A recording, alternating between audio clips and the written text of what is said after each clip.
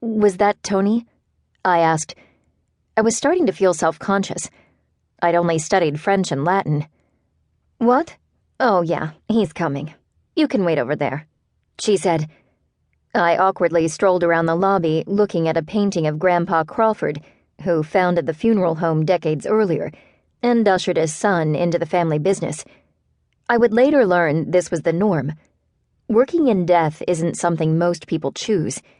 It kind of chooses them. "Liz, what can I do for you?" said Tony, walking up behind me. I felt the stares of both receptionists and pulled my Hermes bag behind me. Maybe we can talk in your office? I plopped myself down in the same leather chair where I had laid out the plans for Dad's funeral. I'm wondering if you have any job openings, I said. No sense in beating around the bush. Tony scratched his head like he didn't quite understand. I have lots of experience planning events, mostly charity fundraisers and that sort of thing for friends, although I know a lot of people in the restaurant and nightclub businesses too.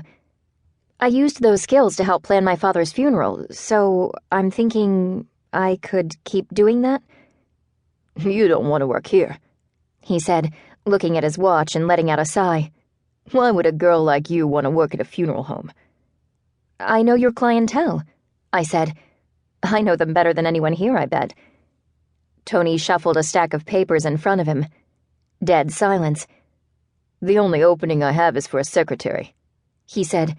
"But you'd have to join our union, and it only pays like 30 grand a year. He shrugged.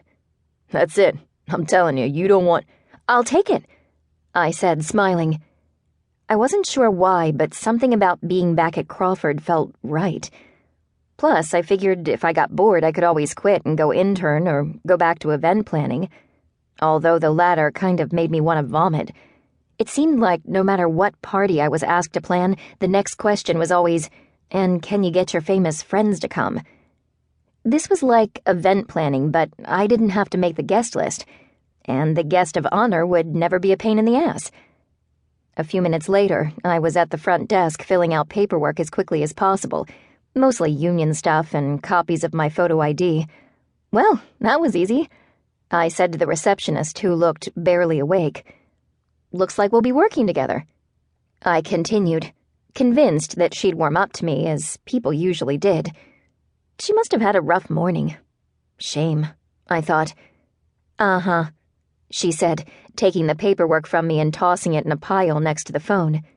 Maggie was less than thrilled when I got back to the sidewalk, but she was easily appeased once I stopped at a nearby bakery to get her an organic dog cookie, her favorite. I bought myself a celebratory Linzer cookie as well. I hadn't expected to be offered a job on the spot, although things like that had a way of working out for me. Maggie, isn't this exciting? I said as we both bit into our cookies. I'm going to plan fabulous funerals.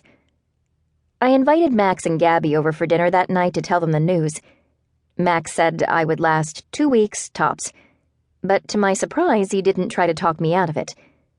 Gabby was more worried about whether or not my job would interfere with our plans to go to London for a friend's birthday bash the following weekend. I shrugged. I don't have my schedule yet, but it's possible. Well, you could always quit, I guess. I haven't even started, I said, mixing a Kettle One and club soda. Plus, I'm not going to quit a job to go to a party. That's insane. You can't miss it. It's going to be the party of the year. I will seriously freak out if you don't come with. Max pointed to my drink.